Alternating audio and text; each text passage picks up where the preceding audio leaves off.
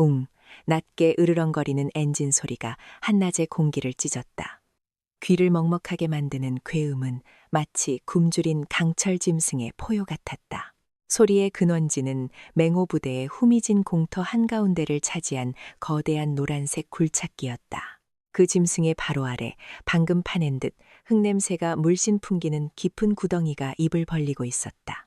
그리고 그 구덩이 바닥에 한 여자가 쓰러져 있었다. 그녀는 군복을 입고 있었지만 형체는 엉망진창이었다. 머리카락은 흙먼지와 피가 엉겨붙어 있었고 입술은 터져 피딱지가 앉아 있었다. 온몸이 멍투성이인 듯 전투복 위로도 시퍼런 자국들이 비쳐 보였다. 그녀는 미동도 없이 마치 죽은 사람처럼 누워 있었다. 구덩이 위 흙더미에 한 사내가 서서 그 광경을 내려다보고 있었다. 박상진 중령, 그의 얼굴에는 잔인하고 비열한 미소가 마치 가면처럼 걸려 있었다. 그의 발치에는 피 묻은 야전삽이 아무렇게나 던져져 있었다. 우웅, 끽, 굴착기의 거대한 삽버킷이 움직였다. 버킷 안에는 그녀를 완전히 묻어버리고도 남을 만큼의 흙과 자갈이 가득 담겨 있었다. 버킷은 천천히, 아주 천천히 구덩이 위로 이동해 그녀의 머리 바로 위에서 멈췄다. 금방이라도 쏟아져 내릴 듯 위태로웠다. 박상진이 만족스러운 듯 웃으며 구덩이 아래를 향해 침을 뱉었다. 조사하는 거 좋아하잖아. 이 씨발려나. 그의 목소리는 쾌감으로 번들거렸다. 거기 아래 지렁이나 실컷 조사하라고. 부어. 그의 명령에 굴착기 버킷이 기울어지기 시작했다. 후두둑 흙과 돌멩이들이 폭포수처럼 쏟아져 내렸다. 순식간에 그녀의 다리를, 허리를, 그리고 가슴을 덮었다. 이제 곧 머리까지 집어삼킬 기세였다. 어둠이 그녀를 잠식하고 생명의 마지막 빛이 꺼져가는 바로 그 순간, 그녀의 가슴 주머니 안에서 아주 작은 녹음펜의 빨간 불빛이 흙더미 속에서도 꺼지지 않고 조용히 깜빡이고 있었다. 사건이 있기 며칠 전, 한 대의 낡은 군용 지프가 맹호 부대의 먼지 날리는 위병소를 통과하고 있었다. 삐걱거리는 차체는 마치 긴 여정에 지친 노병의 신음 같았다. 부대의 풍경은 이름과는 전혀 어울리지 않았다. 맹렬한 호랑이라는 위험 넘치는 이름 대신 녹슨 철조망과 빛바랜 막사 건물들은 마치 오랫동안 방치된 폐허처럼 스산했다. 공기 중에는 훈련의 땀, 냄새 대신 무기력과 부패의 악취가 희미하게 떠다니고 있었다. 지프의 조수석에 한 여자가 앉아 있었다. 그녀의 이름은 한지연. 오늘 그녀는 대한민국 육군의 최연소 여성 장군 소장 한지연이 아니었다. 그녀는 그저 이 낯선 부대에서 의문스러운 죽음을 맞이한 남동생, 한지훈 일병의 마지막 흔적을 찾아온 평범한 누나, 한지연이었다. 그녀는 전투복 차림이었지만 어깨에는 그 어떤 계급장도 달려있지 않았다. 마치 가딤관한 신참 소위처럼 혹은 기관병처럼 보이기도 했다. 그녀는 의도적으로 자신의 모든 것을 숨기고 있었다. 그녀의 유일한 무기는 차갑게 가라앉은 눈빛과 진실을 찾아내고야 말겠다는 강철 같은 의지뿐이었다. 공식적인 사인은 훈련 중 발생한 안전사고. 하지만 지연은 믿지 않았다. 평소 수영선수로 활약했을 만큼 물을 좋아하고 누구보다 건강했던 동생이었다. 그런 동생이 고작 수십 미터의 강을 건너는 도하 훈련 중에 익사했다는 군의 발표는 처음부터 끝까지 거짓말투성이었다. 동생의 시신에서 발견된 공식 부검 보고서에는 누락된 미세한 목의 교살 흔적이 이 모든 것이 단순한 사고가 아님을 비명처럼 외치고 있었다. 지프는 연대 본부 건물 앞에 멈춰 섰다. 여깁니다. 운전병이 긴장한 목소리로 말했다. 지연은 아무 말 없이 차에서 내렸다.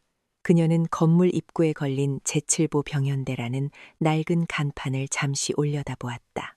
동생이 마지막으로 숨 쉬었던 곳, 그녀의 심장이 차갑게 조여왔다. 그녀가 건물 안으로 들어서자 복도를 지나가던 모든 병사들의 시선이 그녀에게로 향했다. 그들의 눈에는 호기심과 함께 외부인에 대한 경계심, 그리고 무언가를 숨기는 듯한 불안감이 뒤섞여 있었다. 그녀는 연대장실의 문을 노크했다.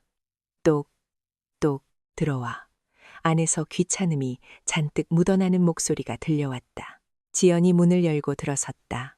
방 안은 담배 연기로 자욱했다. 거대한 책상 뒤에 배가 불룩 나온 중년의 사내가 다리를 책상 위에 아무렇게나 올려놓은 채 신문을 보고 있었다. 그의 전투복 명찰에는 박상진, 계급장에는 중령 계급이 밝혀 있었다. 그가 바로 이 부대의 연대장이자 한지훈 일병 사망 사건의 조사를 총괄했던 책임자였다. 박상진은 신문에서 눈을 떼지도 않은 채 짜증 섞인 목소리로 물었다. 누구야? 노크하는 법도 안 배웠나? 국방부 조사본부에서 나왔습니다. 지연의 목소리는 낮고 차분했지만 방 안에 탁한 공기를 가르는 힘이 있었다. 한지훈 일병 사망 사건 재조사를 위해 파견된 한지연입니다. 그제야 박상진은 느릿하게 신문을 내렸다. 그는 지연을 머리부터 발끝까지 훑어보았다. 마치 시장에서 물건값을 흥정하듯 노골적이고 무례한 시선이었다. 그의 입가에 비릿한 미소가 걸렸다. 어디 보자. 계급장도 없는 걸 보니 이제 막 들어온 햇병아리인가 보군. 육사 출신이야. 아니면 학군단. 중요한 정보는 아닌 것 같습니다. 연대장님. 지연은 그의 무례함을 무시했다. 사건 관련 자료를 요청합니다. 최초 보고서와 당시 훈련에 참여했던 모든 인원들의 명단, 그리고 한지훈 일병의 개인 관물대 기록까지 전부다. 박상진은 어이가 없다는 듯이 웃음을 터뜨렸다. 하, 이것 봐라. 군대가 아주 우습게 보이나 보지? 너 같은 애송이가 와서 달라고 하면 다 내줘야 하는 곳인 줄 알아? 그는 의자에서 일어나 지연에게로 천천히 다가왔다. 그의 몸에서는 싸구려 담배 냄새와 땀 냄새가 역겹게 풍겨왔다. 아가씨, 조사는 무슨 조사? 여자가 뭘 안다고 나서. 그는 지연의 바로 코앞까지 다가와 그녀의 턱을 손가락으로 추행하듯 툭 쳤다.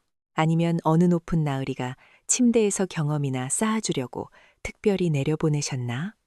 응? 명백한 성희롱이자 모욕이었다. 지연의 눈빛이 순간 칼날처럼 번뜩였다. 하지만 그녀는 움직이지 않았다. 그녀는 아직 자신의 패를 보여줄 때가 아니라고 판단했다. 그녀의 침묵을 박상진은 굴복으로 받아들였다. 그는 더욱 기고만장해졌다.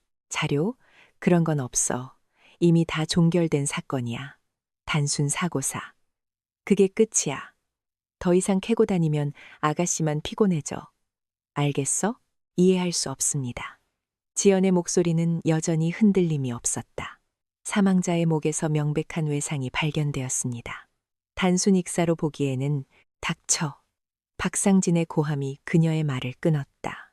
그의 얼굴이 분노로 붉게 달아올랐다. 내년이 의사야? 감히 연대장의 판단에 토를 달아? 여기가 내년 멋대로 들쑤시고 다녀도 되는 곳인 줄 알아? 그는 분노를 참지 못하고 손을 뻗어 지연의 어깨를 거칠게 밀쳤다. 퍽! 지연의 몸이 뒤로 몇 걸음 밀려났지만 그녀는 넘어지지 않았다. 그녀는 마치 깊은 땅 속에 뿌리를 내린 나무처럼 굳건히 서 있었다. 그녀의 눈은 더 이상 분노를 담고 있지 않았다. 그 자리에는 먹잇감을 앞에 둔 맹수의 차가운 냉기만이 서려 있었다. 지금 저를 폭행하신 겁니까? 중령. 그녀의 목소리는 조용했지만 방 안의 모든 소음을 집어삼킬 만큼 무거웠다. 박상진은 코웃음을 쳤다. 폭행? 이건 폭행 축에도 못 껴. 이건 교육이라고 하는 거야. 어디서 기어오르지도 모를 연한테 군대 물정을 가르쳐 주는 거지. 한 번만 더 내 앞에서 알짱거리면 그때는 교육으로 안 끝날 줄 알아. 그는 자신의 책상으로 돌아가 서랍에서 서류 봉투 하나를 꺼내 그녀의 발치에 던졌다. 자, 네가 원하는 보고서다. 그거 읽고 조용히 꺼져. 그리고 다시는 내 눈앞에 나타나지 마. 지연은 바닥에 떨어진 서류 봉투를 내려다보았다. 그리고는 천천히 고개를 들었다. 그녀의 입가에 아주 희미한 그러나 얼음장처럼 차가운 미소가 걸렸다. 감사합니다. 중령. 그녀의 목소리는 이상할 정도로 차분했다. 하지만 이걸로는 부족할 것 같군요. 뭐라고?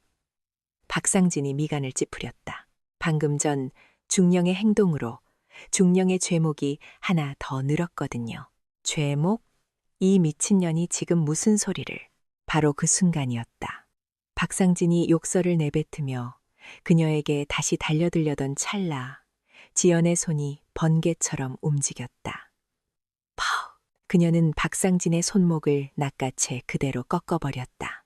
우두둑 뼈가 뒤틀리는 소리가 방 안에 울려 퍼졌다. 크아악! 거구의 박상진이 가녀린 여성의 소나귀에서 비명을 질렀다. 지연은 거기서 멈추지 않았다.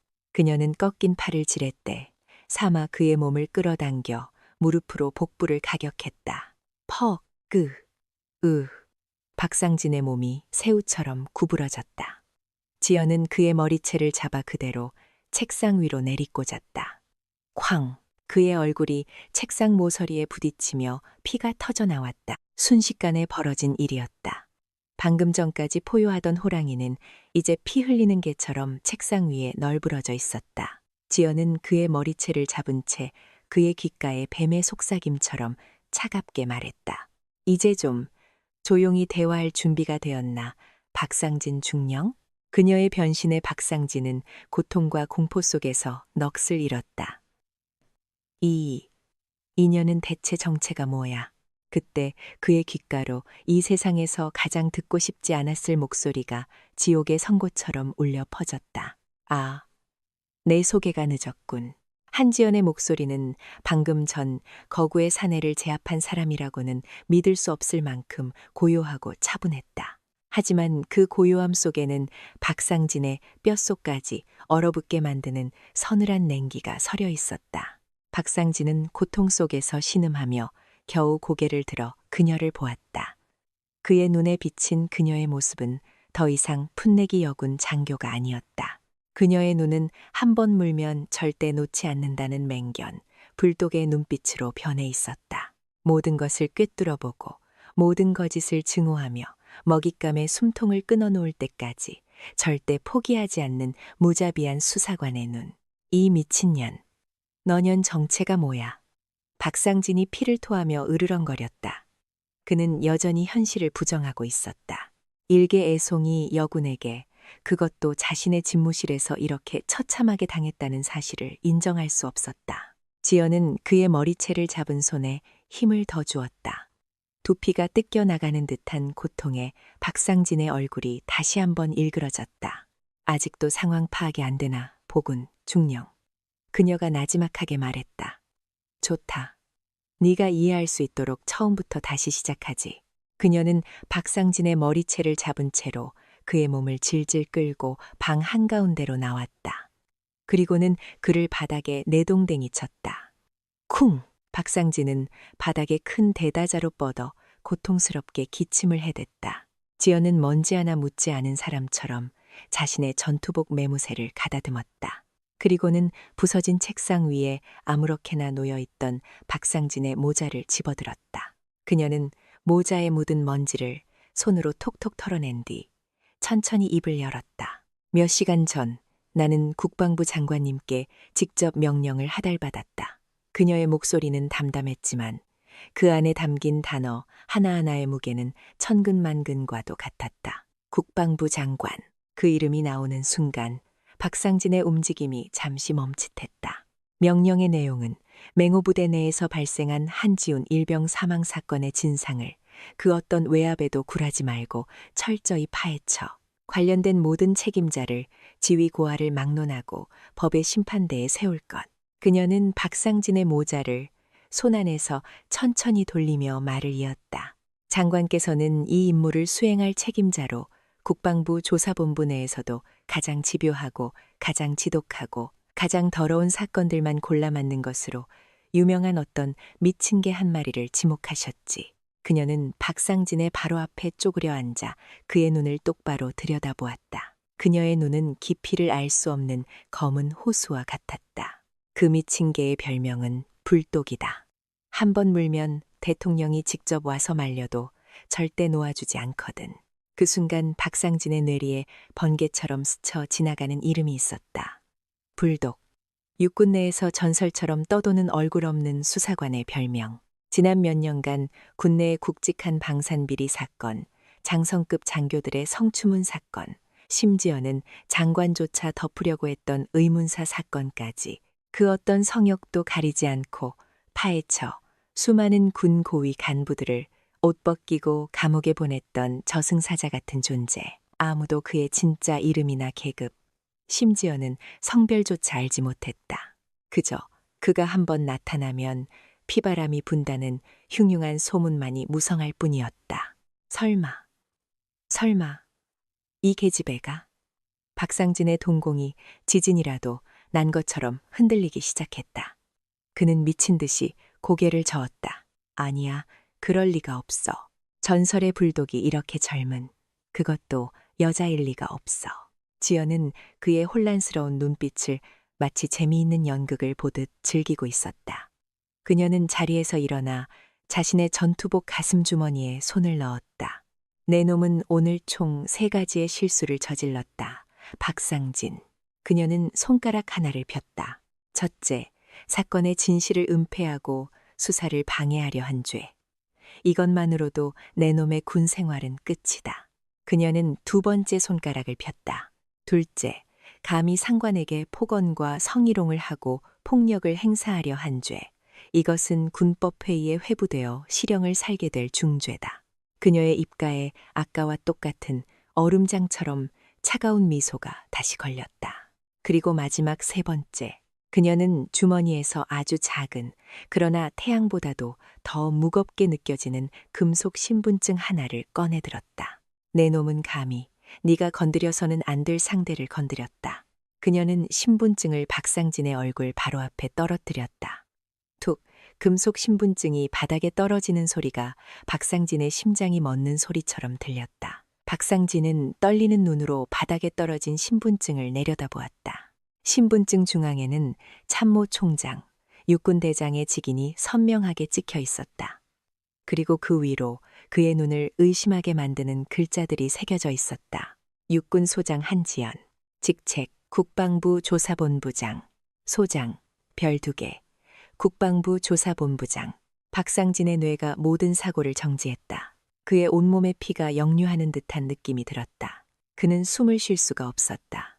눈앞이 하얘지고 귀에서는 이명이 울렸다. 그는 천천히, 아주 천천히 고장난 로봇처럼 고개를 들어 그녀를 보았다. 그녀는 더 이상 이름 없는 여군 장교가 아니었다. 그녀는 자신이 평생을 바쳐도 닿을 수 없는 하늘 위의 존재였다. 자신이 계집애라 부르며 모욕하고 침대에서 경험이나 쌓으라며 희롱했던 그 여자가 대한민국 군수사 계통의 정점에 서 있는 살아있는 전설, 불독 그 자체였던 것이다.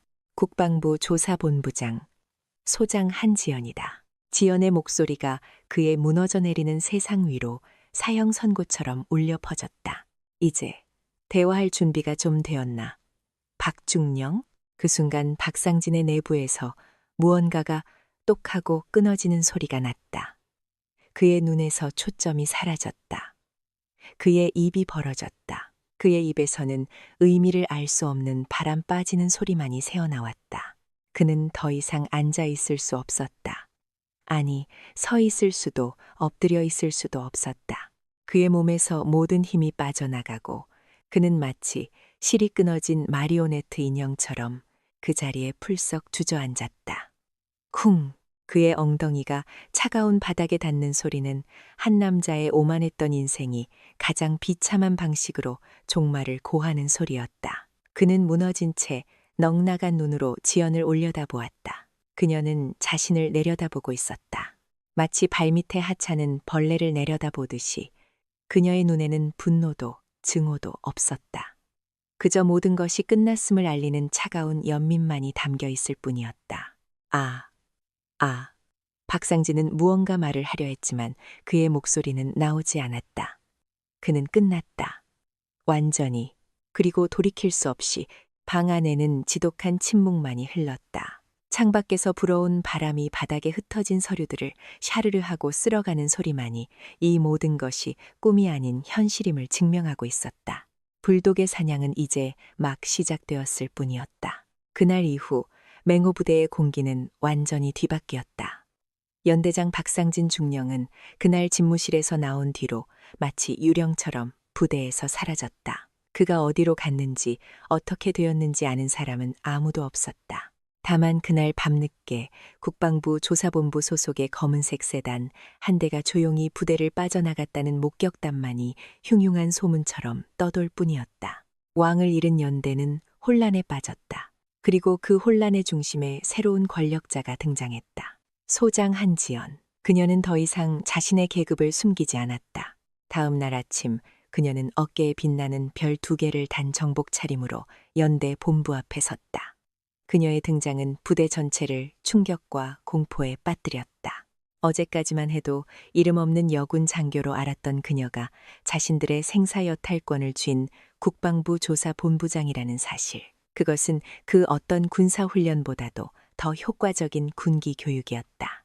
지금부터 한지훈 일병 사망 사건에 대한 공식적인 재조사를 시작한다. 그녀의 목소리는 확성기를 통해 연병장에 모인 모든 장병들의 귓가에 울려 퍼졌다. 수사에 비협조적이거나 진실을 은폐하려는 자는 지위 고하를 막론하고 군법에 의거하여 엄중히 처벌할 것임을 명백히 밝힌다.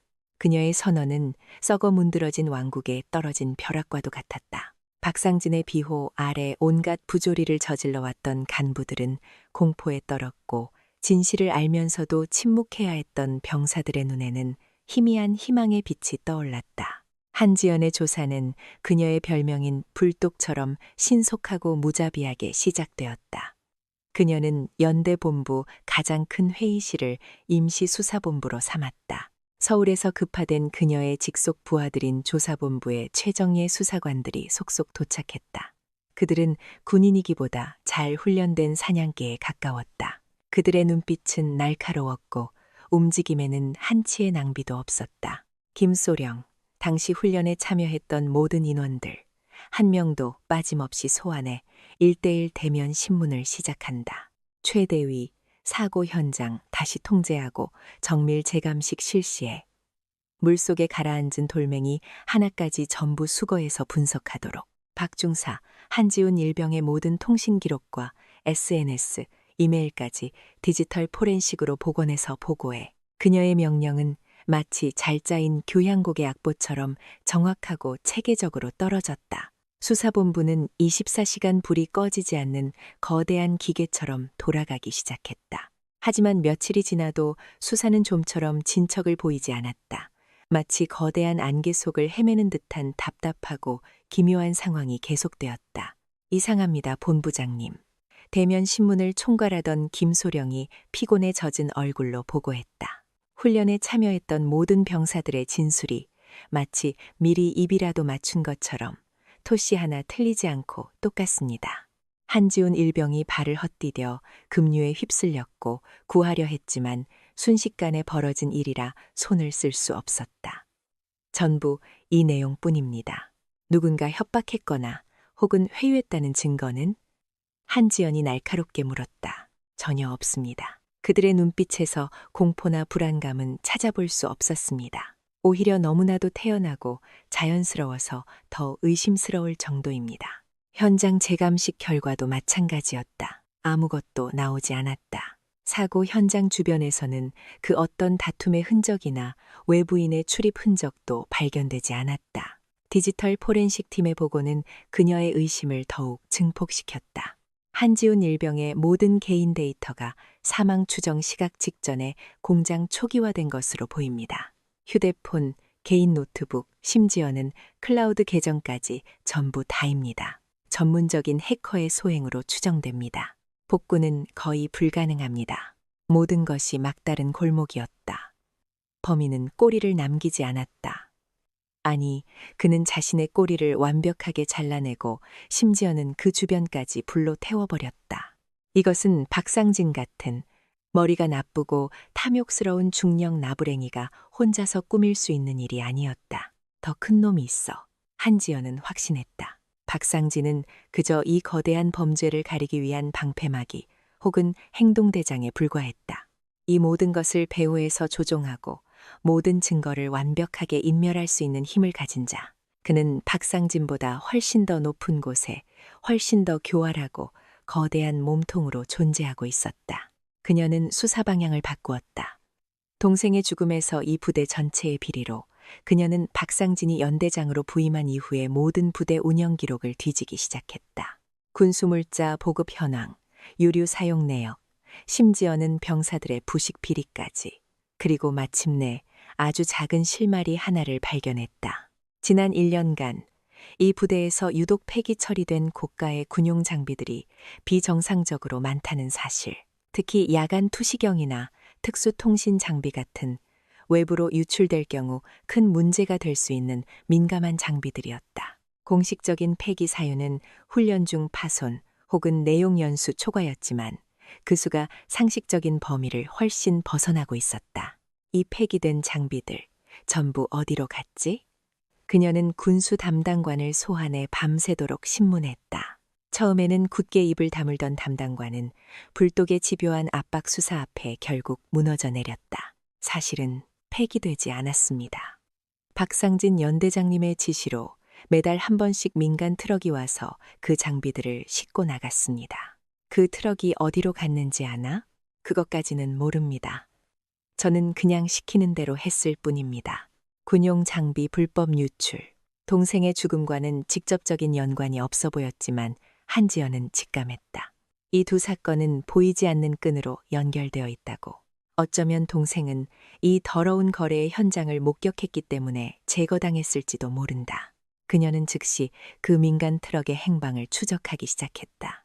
부대 출입 기록과 주변 CCTV를 분석한 끝에 마침내 트럭의 소유주를 찾아냈다. 그는 지역에서 활동하는 군납업자였다.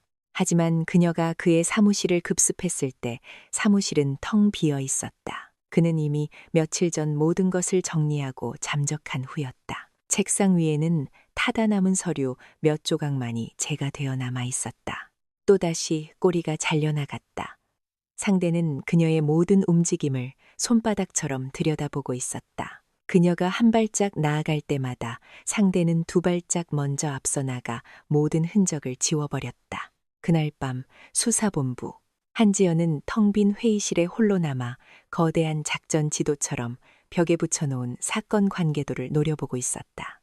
수많은 인물들과 단서들이 거미줄처럼 얽혀 있었지만 그 중심에 있어야 할 범인의 자리는 공백으로 남아 있었다.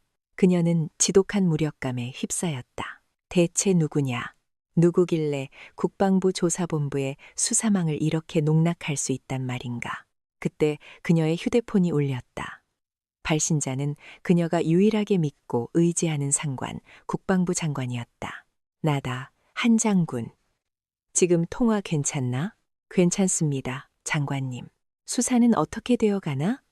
장관의 목소리는 무겁게 가라앉아 있었다. 어려움이 많습니다. 상대는 보통 내기가 아닙니다. 보이지 않는 벽에 부딪히는 기분입니다. 그럴 거라고 생각했다. 장관의 의미심장한 말에 한지연의 미간이 좁혀졌다. 무슨 말씀이십니까? 장관은 한숨을 내쉬었다. 한 장군, 지금부터 내가 하는 말을 잘 듣게. 이것은 명령이 아닐세. 그저 자네를 아끼는 선배로서 하는 충고일 뿐이야. 그의 목소리가 나지막이 잠겨들었다. 그 벽, 더 이상 들이받지 말게. 자네가 생각하는 것보다 그 벽은 훨씬 더 높고 단단하고 위험해. 지금 자네가 상대하고 있는 것은 단순한 군비리 조직이 아니야. 그 뒤에는 우리가 감당할 수 없는 거대한 힘이 버티고 있어. 그게 누구입니까? 알려고 하지 말게. 아는 순간 자네는 죽어. 지금이라도 늦지 않았어. 수사를 종결하고 조용히 복귀하게. 자네 동생의 죽음은 안타깝지만 그냥 덮는 수밖에 없어. 이건 우리가 이길 수 있는 싸움이 아닐세.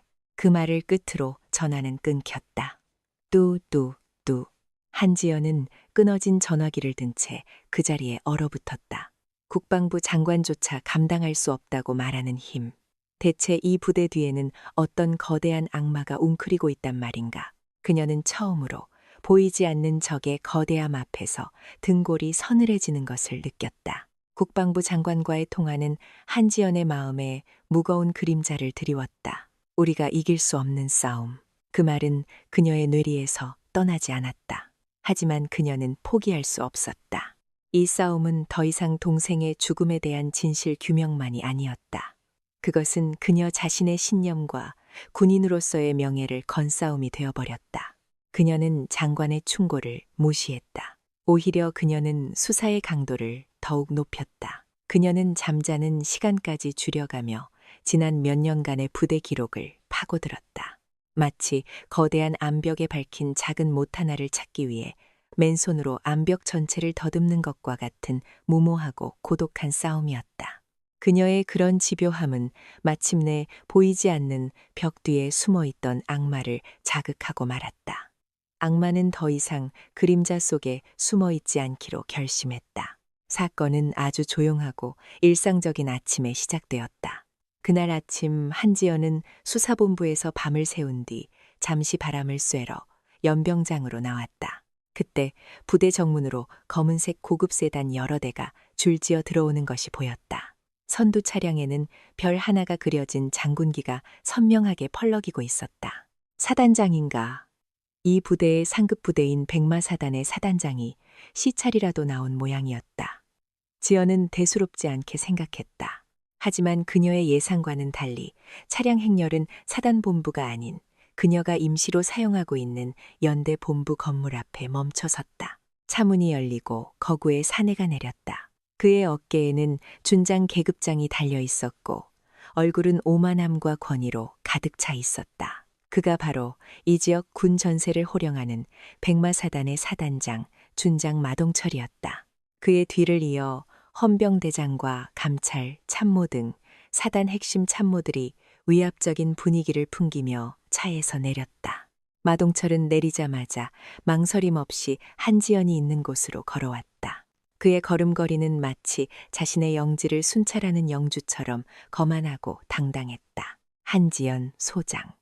그가 지연의 앞에 멈춰서 낮은 목소리로 말했다. 그의 목소리에는 상급자에 대한 예우 따위는 찾아볼 수 없었다. 오히려 동급 혹은 아랫사람을 대하는 듯한 오만함이 묻어 있었다. 본부장께서 직접 현장까지 나오셔서 수사를 지휘하시느라 노고가 많으십니다. 천만에 당연히 해야 할 일을 할 뿐이요. 마장군. 지연은 그의 무례함을 속으로 씹어 삼키며 원칙대로 대답했다. 그런데 사단장께서 여긴 어쩐 일이십니까? 예고에 없던 방문이신데. 마동철의 입가에 뱀과 같은 차가운 미소가 걸렸다. 들어가서 이야기하시지요. 두 사람은 연대장실, 박상진이 사용하던 바로 그 방으로 들어섰다. 방 안에는 어색하고 팽팽한 긴장감이 흘렀다. 그래서 용건이 뭐지? 지연이 먼저 침묵을 깼다. 마동철은 책상 위에 놓인 한지훈 일병의 사진을 잠시 내려다보았다.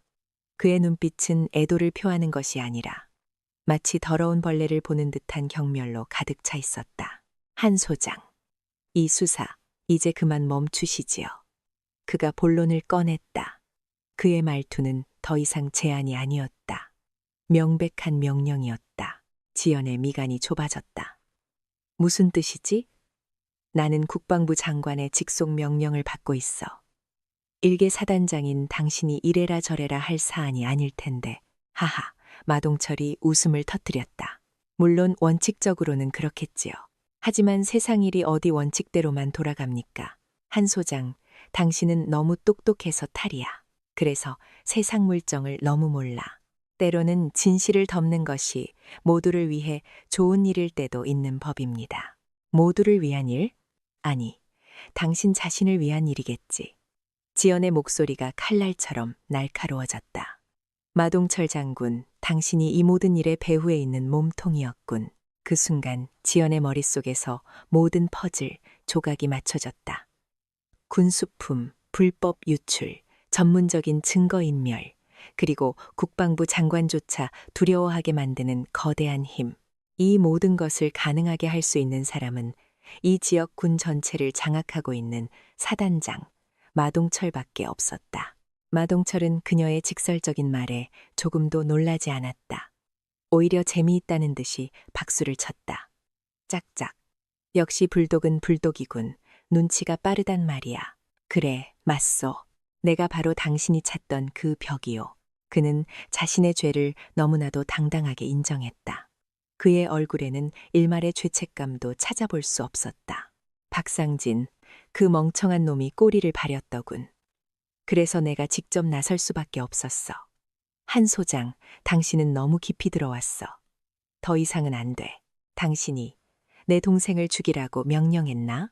지연의 목소리가 분노로 떨렸다. 죽이라고 명령하지는 않았어. 그저 조용히 시키라고 했을 뿐이지. 마동철은 어깨를 으쓱하며 말했다. 당신 동생이 너무 많은 것을 봐버렸거든. 내 아들놈이 거래 현장에서 물건을 옮기는 장면을 말이야. 그래서 내 아들 강우놈이 약간 교육을 시켰는데 글쎄 그놈이 생각보다 약해 빠졌더군.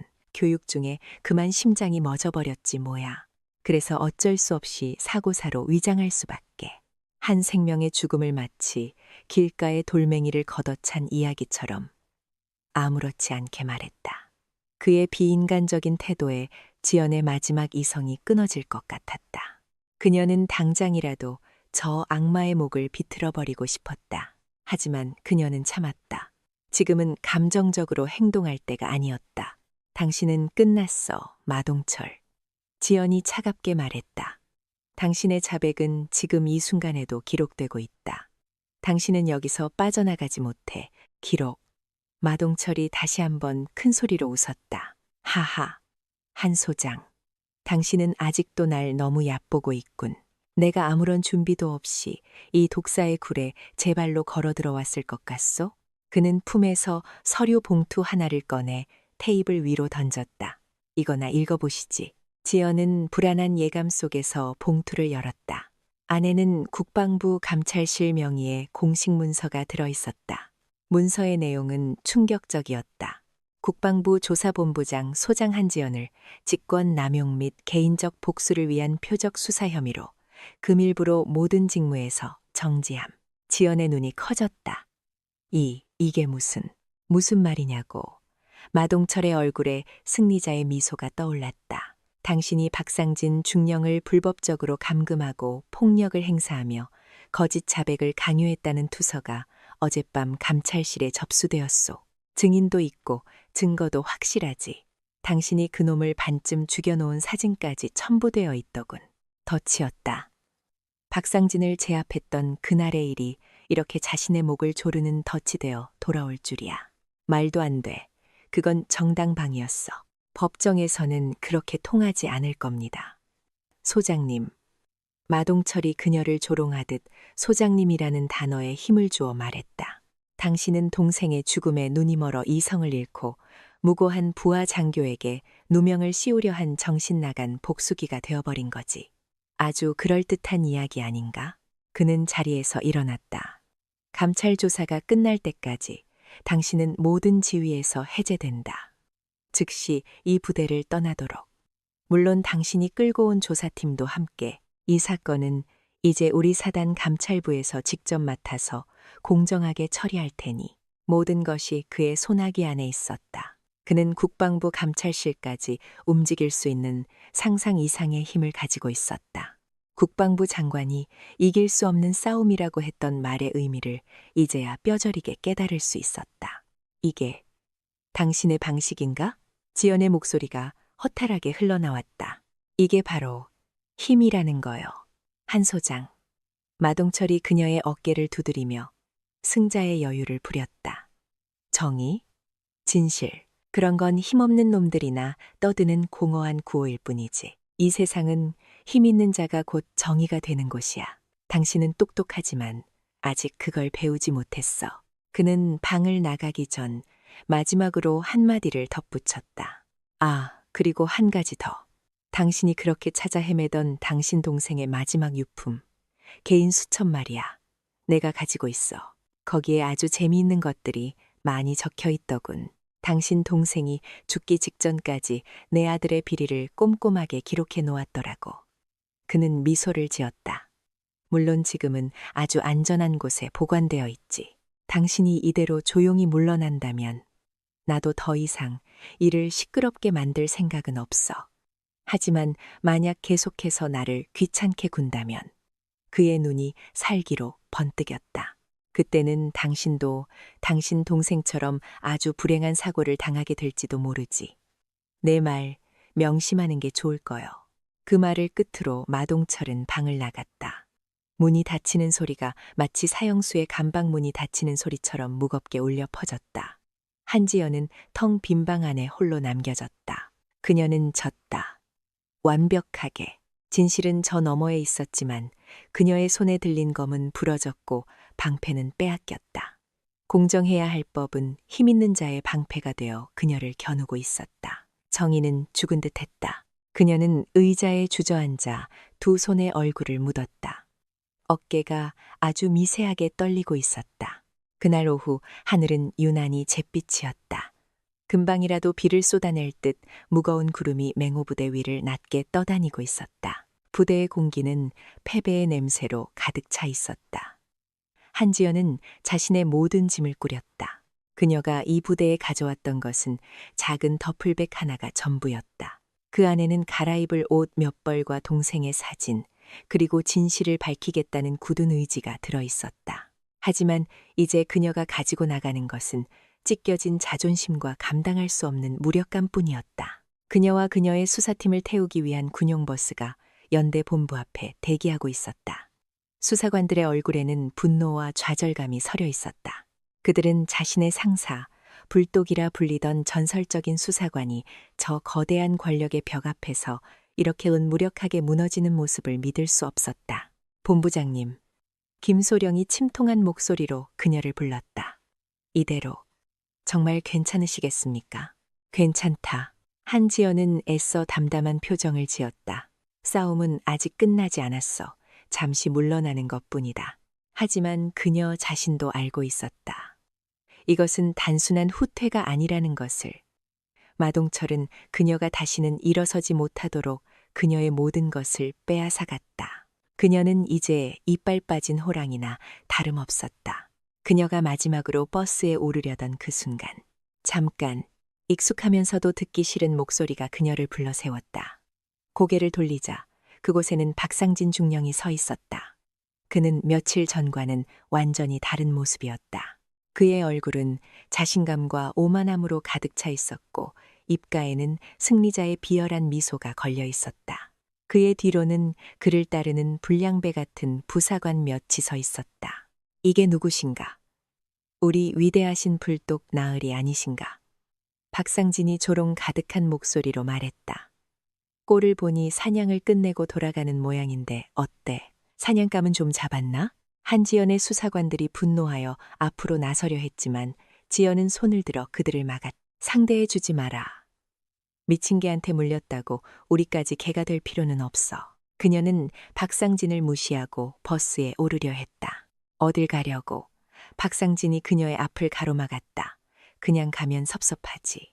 우리 맹호 부대에 오랜 전통이 있거든. 떠나는 사람에게는 아주 특별한 환송식을 해주는 전통 말이야. 그의 눈이 번뜩였다. 그 순간 지연은 무언가 잘못되었음을 직감했다. 다들 뭐해? 환송식을 시작해야지. 박상진의 말이 떨어지기 무섭게 그의 뒤에 있던 부하들이 일제히 달려들었다.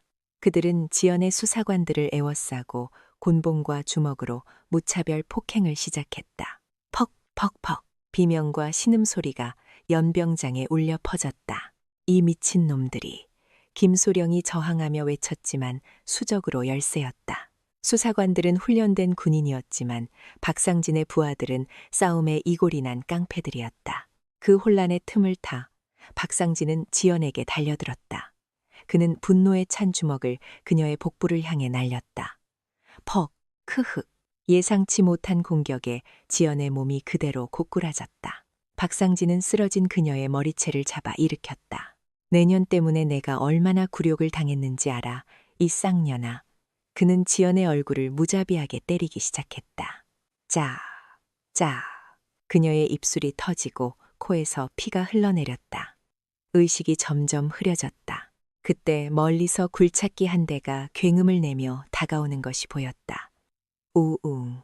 박상진은 피투성이가 된 지연을 짐짝처럼 질질 끌고 굴착기가 향하는 부대 후미진 공터로 향했다. 이게 무슨 짓이야? 지연이 겨우 정신을 차리고 물었다. 환송식이라고 했잖아. 박상진이 미친 사람처럼 낄낄거렸다. 마동철 장군님께서 너를 그냥 보내면 후환이 될 수 있으니 아주 조용하고 깨끗하게 처리하라고 특별히 명령하셨거든. 내 동생처럼 말이야. 공터에 도착하자 이미 깊은 구덩이가 파여 있었다. 굴착기는 그 옆에서 멈춰 섰다. 박상진은 지연을 구덩이 안으로 밀어 넣어버렸다. 쿵! 그녀의 몸이 흙바닥 위로 떨어졌다. 뼈가 부러지는 듯한 고통이 온몸을 덮쳤다. 박상진은 구덩이 위에서 그녀를 내려다보며 담배에 불을 붙였다.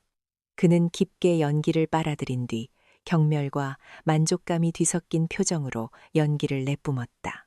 내년이 아주 똑똑한 줄 알았지. 그가 말했다. 하지만 결국 너도 내 동생 놈이랑 똑같은 멍청한 년일 뿐이야. 감히 건드려서는 안 될 분들을 건드렸거든. 그는 담배꽁초를 구덩이 안으로 던졌다. 네 동생 놈이 왜 죽었는지 마지막으로 알려줄까? 어차피 곧 죽을 년인이 들어도 상관없겠지. 그의 얼굴에 잔혹한 미소가 떠올랐다. 그 멍청한 놈이 보지 말아야 할 것을 봤거든. 그는 마치 자랑이라도 하듯 모든 것을 털어놓기 시작했다. 마, 장군님의 아들, 강우, 그놈이 좀 노는 걸 좋아해. 가끔씩 부대 안으로 새로운 물건들을 좀 들여오거든. 뭐, 필로폰 같은 거 말이야. 그날도 연대 창고에서 지 친구들이랑 파티를 좀 즐기고 있었는데 글쎄 네 동생 놈이 그걸 딱 목격하고 또 동영상까지 찍어버렸지 뭐야. 지연의 눈이 커졌다. 동생의 수첩에 적혀있던 의미를 알 수 없었던 하얀 가루라는 단어의 의미를 이제야 깨달았다. 군수품 횡령뿐만 아니라 마약 밀매까지 이 부대는 뿌리부터 완전히 썩어 문드러져 있었던 것이다. 그래서 어쩌겠어. 강우놈이 빡 돌아서 그놈을 좀 손봐줬지. 그냥 겁만 주려고 했는데 그놈이 생각보다 깡이 좋더라고. 끝까지 휴대폰을 내놓지 않잖아. 그래서 목을 좀 졸랐더니 그만 뚝 하고 가버렸지 뭐야. 박상진은 낄낄거렸다. 그래서 시체를 강해버리고 훈련 중 사고로 위장한 거야. 완벽한 계획이었지. 너년만 아니었다면 말이야. 그의 얼굴이 다시 분노로 일그러졌다. 내년이 나타나서 이 모든 걸 망쳐놨어. 하지만 이제 끝이다. 마 장군님께서 직접 손을 쓰셨으니 이제 아무도 너를 찾지 않을 거야. 너는 그냥 작전 중 실종 처리될 테니까. 그는 굴착기 운전석을 향해 고갯짓했다. 이제 작별 인사를 할 시간이군. 불독 나으리. 우웅, 끽 굴착기의 버킷이 흙을 가득 퍼담아 그녀의 머리 위로 이동했다. 네가 그렇게 좋아하던 조사는 저 아래 땅속에서 지렁이들이랑 실컷 하라고. 박상진이 미친 사람처럼 포효했다. 부어, 후두둑 흙더미가 쏟아져 내렸다. 차가운 흙이 그녀의 몸을 덮었다. 숨을 쉴 수가 없었다. 눈앞이 캄캄해졌다. 온몸의 감각이 마비되는 듯했다. 이렇게 끝인가? 동생의 얼굴이 눈앞에 어른거렸다. 미안해, 지훈아. 누나가 결국 아무것도 하지 못했어. 그녀의 의식이 깊고 어두운 심연 속으로 꺼져 들어가고 있었다. 하지만 그 마지막 순간 그녀의 손가락이 아주 미세하게 움직였다. 그녀는 마지막 남은 힘을 쥐었자 자신의 가슴 주머니에 숨겨두었던 아주 작은 녹음펜의 전송 버튼을 눌렀다. 삐빅. 아주 작은 신호음이 쏟아지는 흙더미 속에서 그 누구에게도 들리지 않고 조용히 울렸다. 그것은 지옥의 가장 깊은 곳에서 보내는 복수의 신호탄이었다. 어둠, 그리고 침묵, 시간의 감각이 사라졌다. 공간의 개념도 무의미했다. 오직 온몸을 짓누르는 흙의 무게와 폐를 쥐어짜는 산소 부족의 고통만이 그녀가 아직 살아있다는 유일한 증거였다. 한지연은 죽음을 흉내내고 있었다. 박상진과 그의 무리들이 흙을 쏟아부을 때 그녀는 저항하지 않았다. 몸부림치지도 않았다. 그녀는 특수부대에서 배운 생존 기술 중 하나인 가사상태 호흡법을 사용했다. 심장 박동과 호흡을 극한까지 늦춰 신체의 산소 소모량을 최소화하는 기술이었다. 흙더미가 그녀의 머리 위를 완전히 뒤덮는 순간 그녀는 마지막 남은 공기를 폐 속에 가두고 완전한 죽음을 위장했다. 그녀는 알고 있었다. 만약 조금이라도 살아있다는 흔적을 보인다면 박상진은 확인 사살을 위해 삽으로 그녀의 머리를 내리찍거나 굴착기로 다시 한번 흙더미를 지식일 것이라는 것을. 그녀의 유일한 생존 확률은 그들이 완벽하게 방심하고 현장을 떠나는 것뿐이었다. 얼마나 지났을까? 그녀의 머리 위에서 박상진의 만족스러운 웃음소리와 발걸음 소리가 희미하게 들려왔. 깔끔하게 처리됐군. 이제 저녀는 영원히 여기서 썩게 될 거야. 가자. 오늘 밤은 축배를 들어야지. 웅하는 굴착기 엔진 소리가 멀어져 갔다. 이윽고 모든 소리가 멎었다. 고요함. 그것이 신호였다. 지연의 다쳤던 눈이 칠흑 같은 어둠 속에서 번쩍 하고 뜨였다. 그녀의 몸에 꺼져가던 생명의 불꽃이 다시 타오르기 시작했다. 크흡. 그녀는 폐 속에 가두어 두었던 마지막 숨을 토해냈다. 동시에 흙더미의 압력이 그녀의 온몸을 짓눌렀다. 뼈가 으스러지는 듯한 고통. 하지만 그녀에게는 고통을 느낄 시간조차 없었다. 지금부터는 시간과의 싸움이었다. 그녀는 먼저 자신의 얼굴 주변에 아주 작은 공간을 확보해야 했다. 그녀는 입과 코로 흙이 들어오는 것을 막기 위해 혀와 입천장을 이용해 필사적으로 흙을 밀어냈다.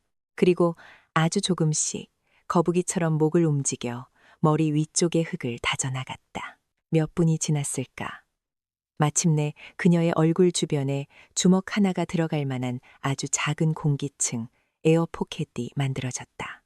후, 하. 그녀는 조심스럽게 숨을 들이쉬었다. 흙먼지가 섞인 탁한 공기였지만 그녀에게는 세상 어떤 산소보다도 달콤했다. 이제부터가 진짜 시작이었다. 그녀는 자신의 몸이 어느 방향으로 묻혔는지 땅의 깊이가 어느 정도인지 알 수 없었다.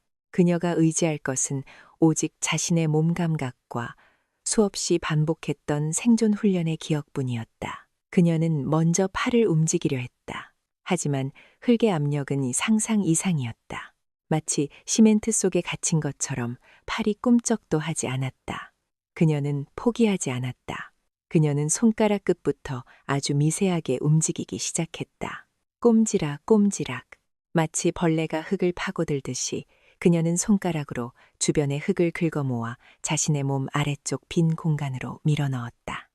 1mm, 그리고 또 1mm, 수백, 수천 번의 움직임이 반복되었다. 땀이 비오듯 쏟아지고 손톱이 부러져 피가 났지만 그녀는 멈추지 않았다. 마침내 그녀의 팔꿈치를 움직일 수 있는 작은 공간이 확보되었다. 이제 그녀는 팔꿈치를 지렛대 삼아 더 많은 흙을 파낼 수 있었다. 그녀는 자신을 관처럼 감싸고 있는 흙더미를 안에서부터 조금씩 부수어 나갔다. 시간이 얼마나 흘렀을까? 그녀의 손끝에 차갑고 딱딱한 무언가가 닿았다. 돌멩이였다. 그것은 장애물이 아니었다. 오히려 구원의 도구였다. 그녀는 손안의 돌멩이를 꽉 쥐었다. 그리고는 그것을 이용해 자신을 짓누르고 있는 단단한 흙벽을 긁어내기 시작했다. 슥, 슥. 어둠 속에서 그녀의 움직임만이 유일한 생명의 소리였다. 그녀는 자신이 파헤치고 있는 것이 흙인지 아니면 자신의 무덤인지 알 수 없었다. 그녀는 그저 기계처럼 움직일 뿐이었다. 동생의 얼굴을 떠올리며 복수를 다짐하며 살아야 한다는 단 하나의 본능만으로 바로 그때였다. 그녀의 머리 위쪽에서 무언가 쓱하고 흘러내리는 감촉이 느껴졌다. 흙이 아니었다. 그것은 공기였다. 구멍, 아주 작은 틈이 지상과 연결된 것이다. 그녀는 마지막 남은 힘을 모두 쥐어짰다. 그녀는 짐승처럼 포효하며 두 팔을 위로 힘껏 밀어 올렸다. 와르르. 그녀를 짓누르던 흙더미가 무너져 내리며 빛. 하늘이 그녀의 시야 안으로 쏟아져 들어왔다. 콜록콜록. 그녀는 무덤 밖으로 기어나와 신선한 공기를 폐 속으로 개걸스럽게 빨아들였다. 온몸은 흙과 피, 땀으로 범벅이 되어 있었고 형체는 인간이라기보다 지옥에서 기어나온 악기에 가까웠다. 하지만 그녀는 살아남았다. 그녀는 비틀거리며 일어섰다. 그리고는 자신의 가슴 주머니를 확인했다. 다행히 녹음펜은 망가지지 않고 그 자리에 있었다. 그녀는 떨리는 손으로 녹음펜을 꺼냈다. 그리고는 전송 버튼을 다시 한번 길게 눌렀다.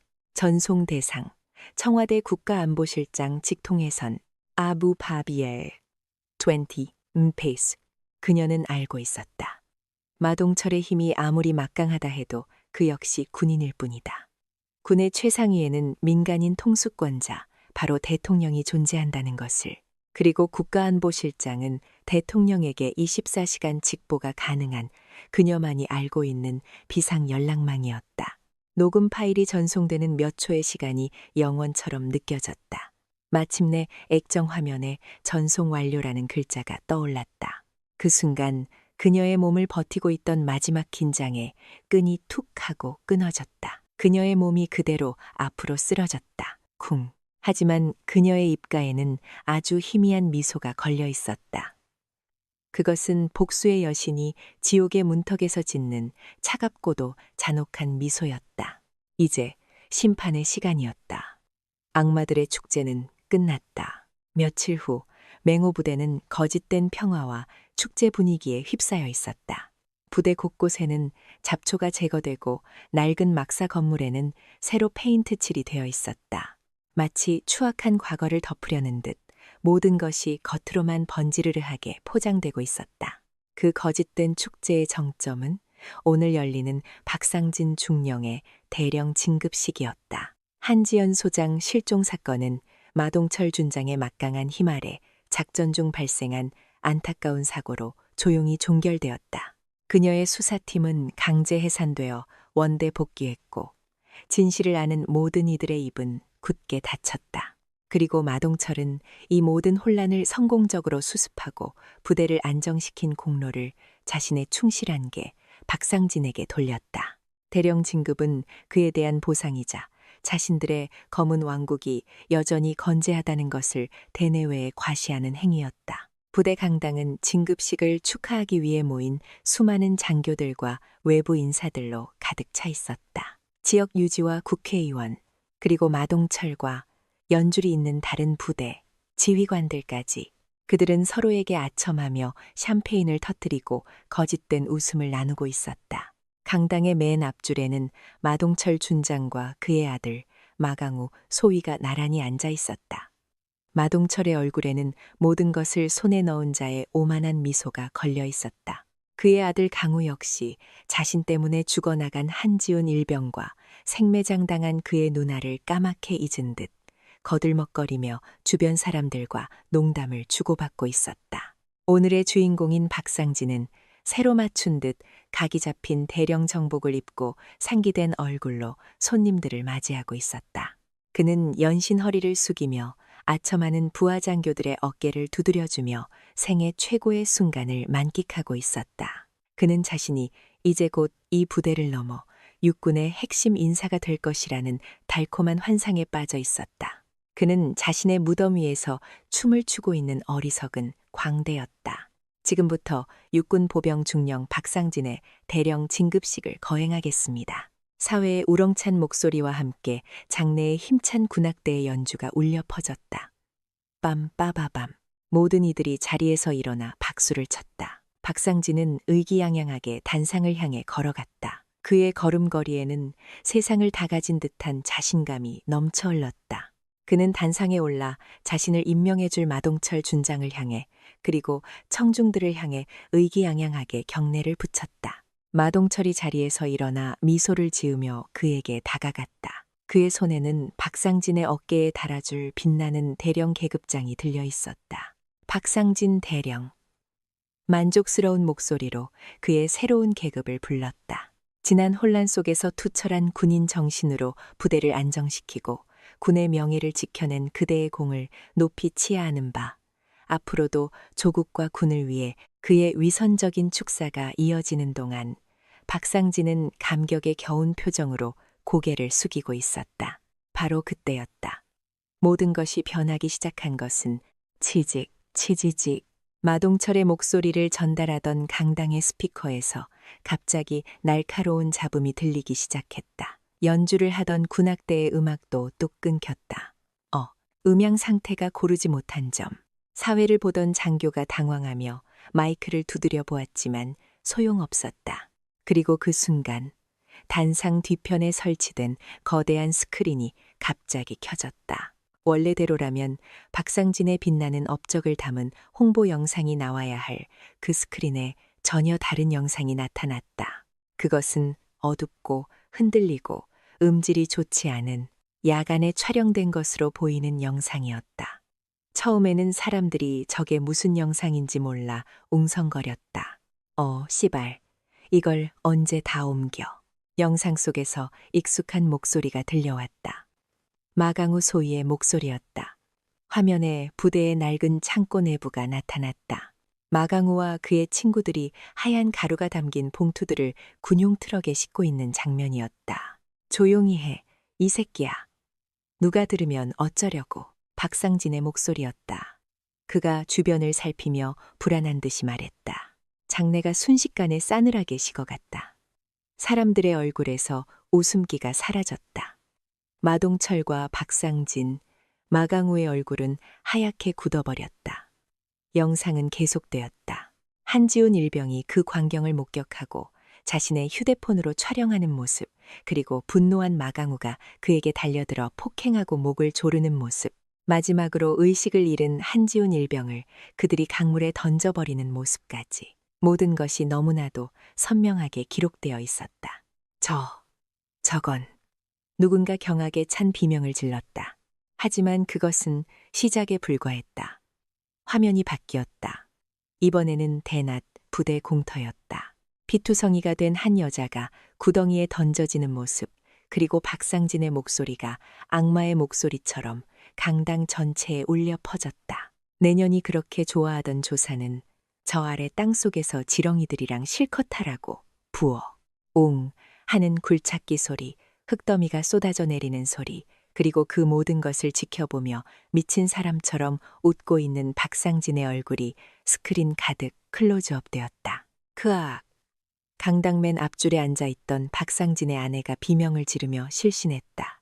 장내는 이제 아수라장이 되었다. 사람들은 공포와 충격 속에서 소리를 지르며 출입문으로 몰려들었다.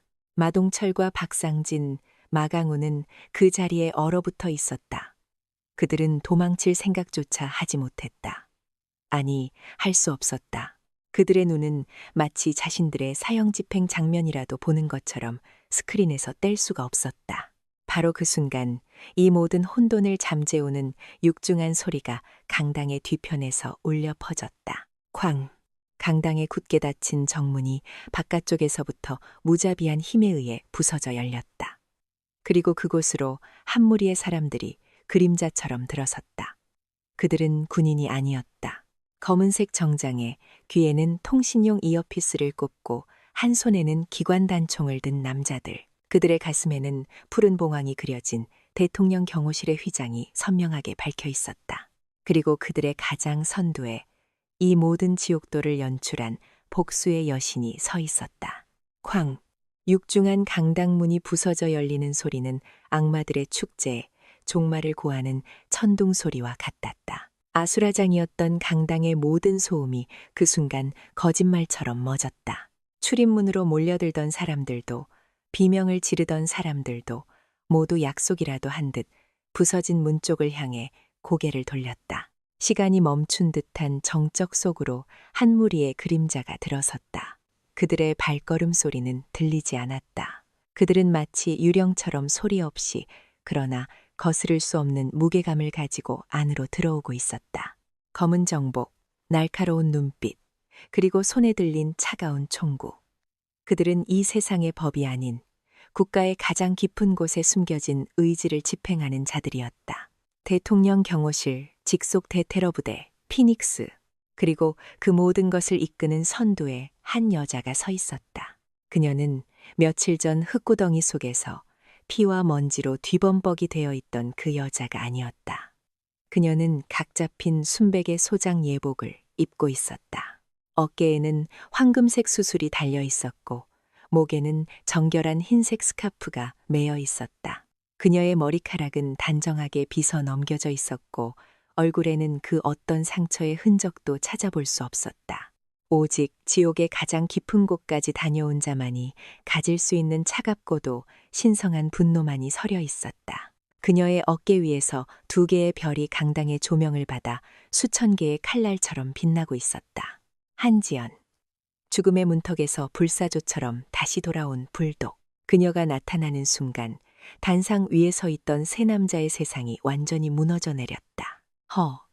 헉. 마강우 소위는 자신의 눈을 믿을 수 없다는 듯이 괴물이라도 본 것처럼 뒷걸음질 치다가 그대로 바닥에 주저앉아 버렸다. 그의 얼굴은 새하얗게 질려 있었고 바지가 축축하게 젖어들기 시작했다. 그는 공포에 질려 실금한 것이었다. 말도 안 돼. 박상진은 이제 막 자신의 어깨에 달리려던 대령 계급장을 든 채 그 자리에 얼어붙어 버렸다. 그의 손이 사시나무처럼 떨리다가 결국 힘없이 계급장을 바닥에 떨어뜨렸다. 쨍그랑 금속 계급장이 바닥에 부딪히는 소리가 그의 인생이 끝났음을 알리는 소리처럼 처량하게 울렸다. 죽었어. 분명히 내 눈으로 봤는데. 그리고 마동철 준장. 그는 이 모든 것을 조종했던 검은 손의 주인은 비명조차 지르지 못했다. 그의 얼굴에서 모든 혈색이 사라지고 오직 순수한 경악만이 남아 있었다. 그는 이해할 수 없었다.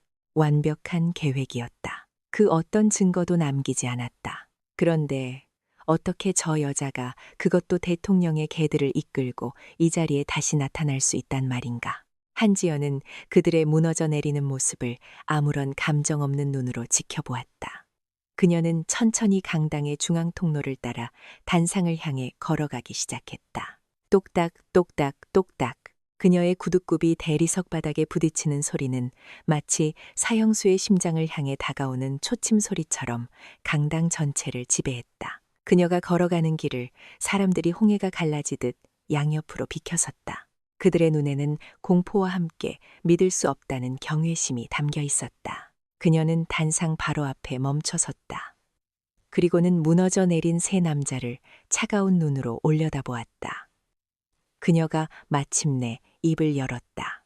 그녀의 목소리는 며칠 전과는 비교할 수 없는 절대적인 권위와 무게를 담고 있었다. 좋은 날인 것 같군. 반역자들의 축제에 나까지 초대해 주다니. 그녀의 목소리에 마동철이 겨우 정신을 차렸다. 그는 마지막 남은 이성을 쥐어짜 허세를 부렸다. 무슨 짓인가? 한 소장.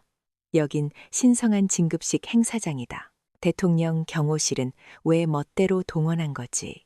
이건 명백한 월권 행위야. 월권. 한지연의 입가에 경멸의 미소가 걸렸다. 지금부터 일어날 모든 일은 대한민국 군 통수권자이신 대통령 각하의 직접 명령이다. 그녀는 품에서 작은 녹음펜 하나를 꺼내들었다. 그리고 월권이 아니라 공무집행이지. 그녀는 녹음펜의 재생 버튼을 눌렀다. 내년이 그렇게 좋아하던 조사는 저 아래 땅속에서 지렁이들이랑 실컷 하라고. 부어. 스피커를 통해 박상진 자신의 목소리가 악마의 목소리가 되어 강당 전체에 울려 퍼졌다. 박상진은 으악 하는 비명을 지르며 자신의 귀를 막았다. 한지연은 녹음기를 끄고 그것을 옆에 서 있던 경호실 요원에게 건넸다. 증거물이다. 그리고 그녀는 다시 세 남자를 향해 최종 선고를 내리기 시작했다. 준장 마동철, 대령 박상진, 소위 마강우. 그녀가 한 명 한 명의 이름을 부를 때마다 그들의 어깨가 움찔거렸다. 귀관들을 국가보안법 위반, 군형법상 초병살해, 살인교사, 증거인멸, 직권남용, 군수품 횡령 및 마약 밀수, 그리고 상관살해 미수 혐의로 현 시간부로 체포한다. 그녀의 말이 끝나기 무섭게 뒤에 서 있던 경호실 요원들이 무대 위로 폭풍처럼 쇄도했다. 그들은 군인들과는 차원이 다른 신속하고 무자비한 움직임으로 세 남자를 순식간에 제압했다. 이거 놔. 놓으란 말이야. 내가 누군지 알아. 마동철이 발버둥치며 외쳤지만 소용없었다. 그의 어깨에 달려있던 별은 이제 아무런 힘도 없는 장식품에 불과했다. 그의 양팔이 등 뒤로 꺾이고 차가운 수갑이 채워졌다. 철컥. 아버지. 마강우는 아이처럼 울부짖으며 끌려가는 아버지에게 매달리려 했지만 요원들의 발에 걷어차여 바닥을 굴렀다. 박상진은 이미 모든 것을 포기한 듯 아무런 저항도 하지 않았다. 그는 그저 넉나간 눈으로 자신을 차갑게 내려다보는 한지연을 바라볼 뿐이었다. 그의 눈빛은 묻고 있었다. 어떻게 살아남았지? 라고 한지연은 마치 그의 마음을 읽기라도 한 듯이 그에게 다가가 나직이 속삭였다. 오직 그에게만 들릴 정도로 작은 목소리로 내 놈이 나를 묻었던 그 흙이 나에게는 오히려 자궁이 되어주더군. 그녀의 입가에 잔혹한 미소가 걸렸다. 내 놈들의 죄악을 양분 삼아 나는 복수의 여신으로 다시 태어난 것이다. 그 말을 끝으로 그녀는 그에게서 돌아섰다. 3명의 죄인들은 짐승처럼 끌려나가 강당 밖에서 대기하고 있던 검은 호송차에 실렸다.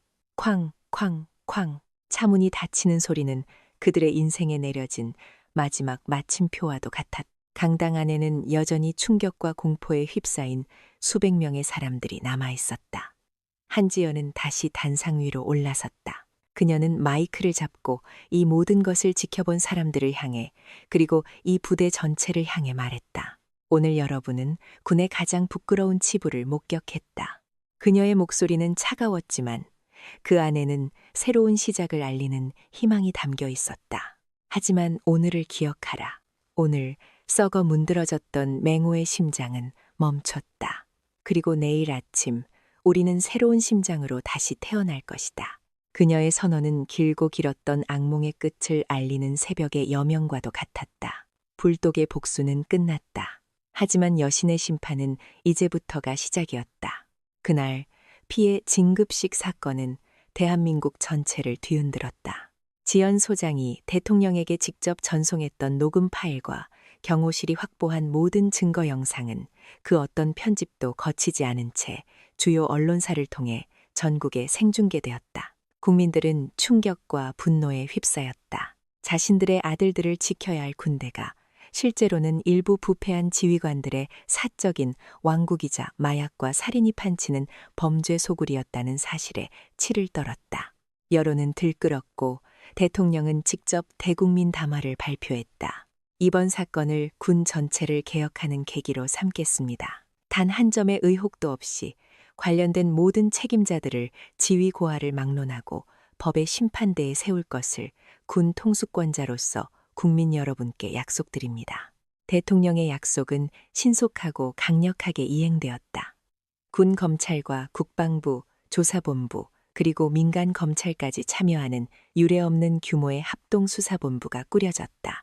그리고 그 총괄 지휘는 당연히 이 모든 것을 파헤친 불독 한지연 소장이 맡았다. 수사는 급물살을 탔다. 마동철과 박상진, 마강우의 입에서 지난 수년간 맹호 부대를 중심으로 벌어졌던 온갖 추악한 비리들이 고구마 줄기처럼 딸려 나오기 시작했다. 군수품 횡령과 마약 밀매는 빙산의 일각에 불과했다. 그들은 부대 인근의 민간업자들과 결탁하여 유령 회사를 만들고 수백억 원에 달하는 군 예산을 빼돌렸다. 또한 진급을 대가로 부아 장교들에게 뇌물을 상납받았으며 자신들의 비리를 감추기 위해 무고한 병사들에게 죄를 뒤집어 씌워 불명예 전역을 시키거나 심지어는 의문사로 위장하여 살해한 정황까지 드러났다. 그들의 범죄 네트워크는 군 내부뿐만 아니라 정치권과 재계까지 거미줄처럼 뻗어 있었다. 마동철의 뒤를 봐주던 국회의원, 그들과 검은 거래를 했던 방산업체, 사장 등 수십 명의 관련자들이 줄줄이 소환되어 조사를 받았다. 대한민국은 군 창설 이래 최대의 비리 스캔들로 발칵 뒤집혔다. 그리고 한 달 후 국방부 고등군사법원 대법정. 역사적인 재판을 지켜보기 위해 수많은 기자들과 유가족, 그리고 전 국민의 시선이 이곳으로 쏠려 있었다. 재판은 국민의 알 권리를 위해 이례적으로 모든 과정이 공개되기로 결정되었다. 법정 피고인석에는 한때 하늘 높은 줄 모르고 권력을 휘둘렀던 3명의 죄인 마동철, 박상진, 마강우가 수의를 입은 채 나란히 앉아 있었다. 그들의 얼굴에는 지난 한 달간의 수사 과정에서 겪었을 고초와 이제는 모든 것을 포기한 듯한 절망감만이 남아 있었다. 지금부터 피고인 마동철, 박상진, 마강우에 대한 선고 공판을 시작하겠습니다. 재판장의 엄숙한 목소리가 법정 전체에 울려 퍼졌다. 피고인들은 모두 자리에서 일어나 주십시오. 3사람이 주저하며 자리에서 일어났다. 그들의 다리는 후들거렸고 시선은 바닥만 향하고 있었다. 재판장은 두꺼운 판결문을 들고 그들의 죄목을 하나하나 읽어내려가기 시작했다. 그의 목소리는 건조했지만 그 안에 담긴 단어 하나하나는 피고인들의 심장을 꿰뚫는 칼날과도 같았다. 피고인 마동철. 귀관은 사단장이라는 막중한 직책을 이용하여 부하들과 공모하여 군수품을 횡령하고 마약을 부대 내로 밀반입하여 유통시켰으며 이 과정에서 자신의 범죄를 은폐하기 위해 부하 장교였던 고한지훈 일병의 사례를 교사하였고 또한 이 사건의 진실을 파헤치려던 국방부 조사본부장 한지연 소장을 생매장하여 살해하려 하는 등 군의 명예를 실추시키고 국가 안보에 심각한 위협을 초래한 바 그 죄질이 이루 헤아릴 수 없을 만큼 무겁고 반인륜적이므로 재판장이 잠시 숨을 골랐다. 법정 안의 모든 이들이 숨을 죽이고 그의 다음 말을 기다렸다. 군형법 제53조 초병 살해죄, 제250조 살인죄 및 살인교사죄, 국가보안법 위반 등을 적용하여 피고인 마동철에게 사형을 선고한다. 사형. 그 단어가 떨어지는 순간 방청석에서는 나지막한 탄식이 터져나왔다. 마동철의 몸이 크게 휘청거렸다. 그의 눈은 초점을 잃고 입에서는 의미 없는 신음만이 새어나왔다. 재판은 계속되었다. 피고인 박상진. 귀관은 피고인 마동철의 지시를 받아 살인 및 살인미수 범죄에 적극적으로 가담하였을 뿐만 아니라 연대장이라는 직위를 이용하여 부하 장병들을 상습적으로 폭행하고 금품을 갈취하는 등 지휘관으로서의 본분을 망각하고 부대를 사적인 폭력 집단으로 전락시킨 바 그 죄가 결코 가볍지 않으므로 피고인 박상진에게 무기징역을 선고한다. 박상진은 판결을 듣는 순간 그대로 바닥에 주저앉아 오열하기 시작했다. 그의 울음소리는 후회와 절망이 뒤섞인 짐승의 울음소리와도 같았다. 마지막으로 재판장의 시선이 마강우에게 향했다. 피고인 마강우. 귀관은 마약 투약 및 유통의 중심에 있었으며 자신의 범죄를 덮기 위해 전우였던 한지훈 일병을 직접 폭행하여 사망에 이르게 한 이번 사건의 직접적인 실행범이다. 또한 자신의 죄를 뉘우치기는커녕 아버지의 권력 뒤에 숨어 모든 책임을 회피하려 했던 바 그 죄질이 매우 불량함으로 피고인 마강우에게 징역 30년을 선고한다. 이로써 악마들에 대한 법의 심판은 끝이 났다. 탕, 탕, 탕. 재판 종료를 알리는 의사봉 소리가 그들의 끝없는 교만과 탐욕에 대한 사망 선고처럼 법정 전체에 울려 퍼졌다. 한지연은 방청석 맨 뒷자리에서 이 모든 광경을 조용히 지켜보고 있었다. 그녀의 옆자리에는 동생의 영정 사진을 든 채 눈물 흘리는 어머니가 앉아 있었다. 그녀는 어머니의 어깨를 가만히 감쌌다. 그녀의 얼굴에는 복수가 끝났다는 후련함도 승리했다는 기쁨도 없었다. 그저 길고 길었던 싸움이 끝났다는 안도감과 다시는 돌아오지 않을 동생에 대한 깊은 슬픔만이 자리하고 있었다.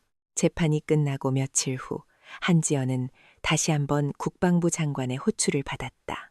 장관은 수척해진 그녀의 손을 잡으며 진심으로 말했다. 고생했네 한 장군. 자네가 우리 군 전체를 구했어. 과찬이십니다, 장관님. 아닐세. 자네가 아니었다면 저 거대한 암덩어리는 군의 심장부를 파먹고 결국 나라 전체를 위협했을 거야. 장관은 책상 위에 놓인 서류 하나를 그녀에게 내밀었다. 그것은 인사발령 명령서였다. 자네에게 새로운 임무를 주려고 하네. 한지연이 서류를 받아들었다. 서류에 적힌 내용은 그녀의 예상을 완전히 벗어나는 것이었다. 육군 소장 한지연을 제5보병사단 백마부대 사단장으로 보한다. 그녀가 마동철이 지배했던 바로 그 부대의 새로운 사단장이 되는 것이었다. 장관님, 이것은 자네만이 할 수 있는 일이야. 장관의 눈빛은 진지했다. 백마부대는 이제 지휘부가 완전히 와해되어 뿌리부터 다시 세워야 하는 상태일세. 그곳의 상처와 아픔을 누구보다 잘 아는 자네가 직접 가서 새로운 부대로 만들어주게. 공포가 아닌 명예로, 부조리가 아닌 신뢰로 움직이는 진정한 백마로 다시 태어날 수 있도록. 그것은 그녀에게 주어진 가장 무겁고도 가장 영광스러운 임무였다. 복수는 끝났다. 하지만 그녀의 진짜 싸움은 이제부터가 시작이었다. 폐허 위에서 새로운 희망을 건설해야 하는 길고 외로운 싸움. 그녀는 조용히 그러나 단호하게 고개를 끄덕였다. 새로운 사단장이 부임하던 날, 백마 부대에는 차가운 가을비가 내리고 있었다. 추적추적 내리는 비는 마치 지난 세월 동안 이 부대가 흘렸던 피와 눈물을 씻어내려는 듯 연병장과 막사 지붕을 조용히 적셨다. 장병들은 불안과 기대가 뒤섞인 눈으로 단상 위를 바라보고 있었다. 그들의 옛 사단장은 반역자가 되어 형장의 이슬로 사라졌고 한동안 부대는 주인을 잃은 배처럼 표류하고 있었다. 오늘 그들에게 새로운 선장이 온다고 했다. 그 선장이 자신들을 어디로 이끌고 갈지 아무도 알 수 없었다. 신임 사단장님께 대하여 경례. 지휘관의 우렁찬 구호와 함께 장병들이 일제히 거수 경례를 붙였다. 빗속을 뚫고 한 사람이 단상 위로 걸어 올라왔다. 그녀였다. 한지연. 이제는 조사본부장이 아닌 어깨에 빛나는 별 2개와 함께 사단을 상징하는 부대 마크를 단 명실상부한 이 부대의 지휘관. 그녀는 비를 맞고 있었지만 조금도 흐트러짐 없는 모습이었다. 그녀의 눈빛은 며칠 전 법정에서 보았던 복수자의 차가운 눈빛이 아니었다. 그곳에는 수천 명의 부하들의 목숨과 운명을 책임져야 하는 지휘관의 깊은 고뇌와 따뜻한 의지가 담겨 있었다. 그녀는 마이크 앞에 섰다. 그녀는 준비된 연설문을 읽지 않았다. 그녀는 빗속에 서 있는 자신의 새로운 아들들을 한 명 한 명 눈에 담으며 조용히 입을 열었다. 나는 복수하기 위해 이곳에 온 것이 아니다. 그녀의 첫마디는 모두의 예상을 깨는 것이었다. 나는 잊기 위해 이곳에 온 것도 아니다. 그녀의 목소리는 빗소리를 뚫고 모든 장병들의 가슴 속으로 스며들었다. 나는 기억하기 위해 이곳에 섰다. 그녀는 잠시 말을 멈췄다. 나는 이곳에서 억울하게 죽어간 내 동생 한지훈 일병을 기억한다. 나는 썩어빠진 지휘관들 밑에서 고통받고 신음했던 여러분의 어제를 기억한다. 나는 백마 부대라는 이름의 먹칠이 되었던 우리의 부끄러운 과거를 기억한다. 우리는 이 기억으로부터 도망치지 않을 것이다. 우리는 이 과거를 잊지 않을 것이다. 그녀의 목소리가 점점 더 힘을 얻어갔다. 우리는 이 모든 아픔을 가슴에 새기고 폐허 위에서 다시 시작할 것이다. 공포와 불신으로 얼룩진 과거를 부수고 신뢰와 명예로 빛나는 새로운 역사를 바로 오늘 이 자리에서 우리 손으로 직접 써내려갈 것이다. 그녀의 선언에 굳어있던 장병들의 눈빛이 흔들리기 시작했다. 나의 지휘 아래 백마부대는 3가지를 약속한다. 첫째, 다시는 단 한 명의 부하도 억울한 눈물을 흘리게 만들지 않겠다. 여러분의 목소리를 듣고 여러분의 아픔을 보듬는 사단장이 되겠다. 둘째, 부조리와 타협하지 않겠다. 이곳을 대한민국에서 가장 투명하고 가장 공정한 부대로 만들겠다. 셋째, 우리는 강해질 것이다. 그러나 우리의 강함은 약자를 억누르는 폭력이 아니라 약자를 지켜주는 방패가 될 것이다. 우리는 국민을 위한 국민의 군대로 다시 태어날 것이다. 나를 믿고 따라와 주겠나? 그녀의 마지막 외침은 질문이 아니었다. 그것은 함께 미래를 만들어 가자는 진심 어린 호소였다. 그 순간 굳게 닫혀있던 장병들의 마음에 댐이 무너져 내렸다. 와! 누군가 먼저 시작한 함성은 순식간에 수천 명의 함성으로 번져 하늘을 뒤덮을 듯한 거대한 포효가 되었다. 그들은 비에 젖는 것도 잊은 채 목이 터져라 외쳤다. 그것은 새로운 지휘관에 대한 환호이자 어두운 과거와의 작별을 고하는 외침이었으며 새로운 시대를 향한 희망의 함성이었다. 한지연은 쏟아지는 비와 함성 속에서 조용히 눈을 감았다. 그녀의 뺨을 타고 흐르는 것이 빗물인지 눈물인지 알 수 없었다. 그날 이후 한지연은 자신이 뱉은 말을 몸소 증명해 보였다. 그녀는 권위적인 사단장실에 앉아있지 않았다. 그녀는 매일같이 병사들과 함께 연병장을 달렸고 식당에서 똑같은 식판에 밥을 먹었으며 훈련장에서 함께 땀 흘리며 함께 뒹굴었다. 그녀는 밤늦도록 생활관을 순찰하며 잠 못 이루는 병사의 어깨를 두드려주며 고민을 들어주었고 휴일에는 직접 운전대를 잡고 집이 멀어 면회를 오지 못하는 병사들의 부모님을 찾아뵙기도 했다. 그녀는 지휘관이 아니었다. 그녀는 때로는 엄한 스승이었고, 때로는 따뜻한 누나였으며, 때로는 든든한 어머니였다. 그녀의 진심은 얼어붙었던 병사들의 마음을 녹였다.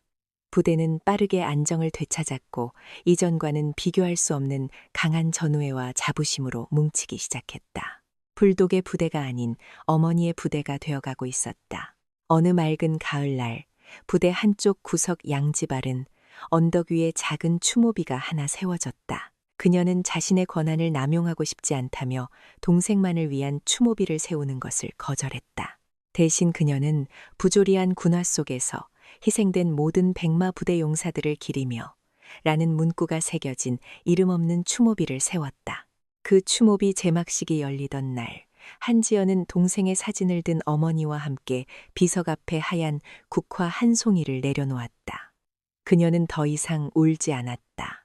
그녀는 하늘에서 자신을 지켜보고 있을 동생을 향해 조용히 미소 지었다. 보고 있니, 지훈아? 누나가 약속 지켰어. 이곳은 이제 더 이상 지옥이 아니야.